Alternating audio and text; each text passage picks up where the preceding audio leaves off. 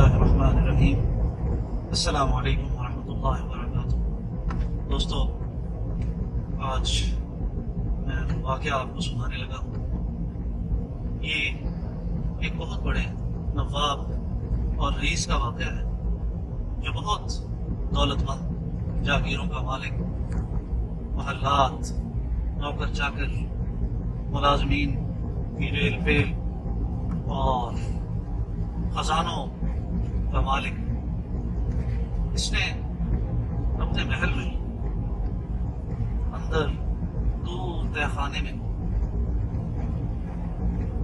اپنے مال، جواہرات، ہیرے، اشرفیاں، زیور، سونا، ہر قسم کی دولت کا ڈھیر ایک تہ خانے میں رکھا ہوا تھا،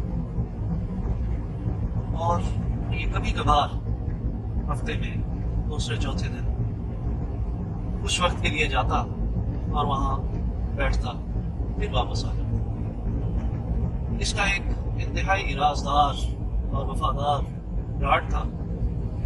اس کو اس نے کہا ہوا تھا کہ جب میں تہ خانے کے راستے سے نیچے اتروں تو جو راستہ ہے اس کو تم تالا لگا دیا تاکہ کوئی اندر نہ آ سکے۔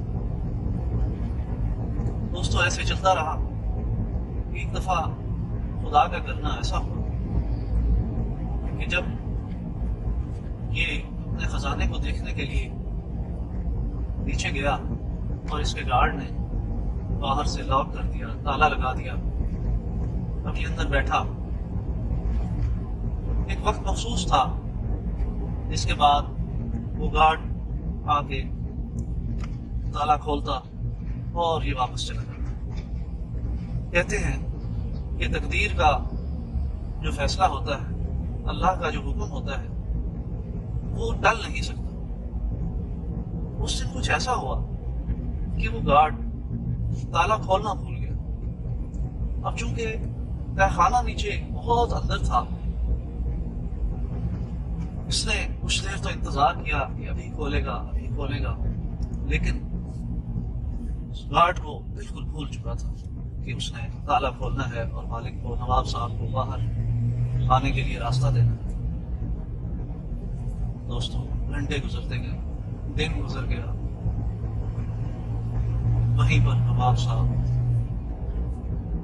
بھوک اور پیاس سے تڑپتے ہوئے اشرفیوں کے ڈھیر پر، خزانوں کے ڈھیر پر ایڑیاں رگڑ کر جان دے تھی۔ دیکھیے، ہم اپنی زندگی دولت، مال اکٹھا کرنے میں ضائع کر دیتے ہیں، اپنے مالک حقیقی کو بھول جاتے ہیں، اور پھر آخر میں یہی کچھ ہوتا ہے جو اس نواب صاحب کے ساتھ ہوا۔ اس لیے ہمیں چاہیے کہ حضور اقدس صلی اللہ علیہ وسلم کے اس فرمان پر عمل کریں کہ بھئی اگر تمہاری صبح اس حال میں ہے کہ تمہارے جسم میں کوئی تکلیف نہیں، اس دن کا کھانے کو موجود ہے اور سر چھپانے کی جگہ حق تعالیٰ نے عطا کی ہوئی ہے، تو سمجھ لو کہ اللہ تعالیٰ نے دونوں جہانوں کی نعمتیں جو ہے تمہیں سمیٹ کر دے دی۔ اللہ کا شکر ادا کرو۔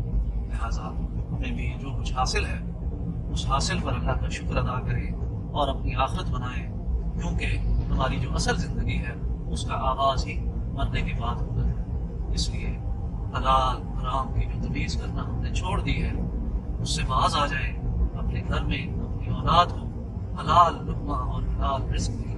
بس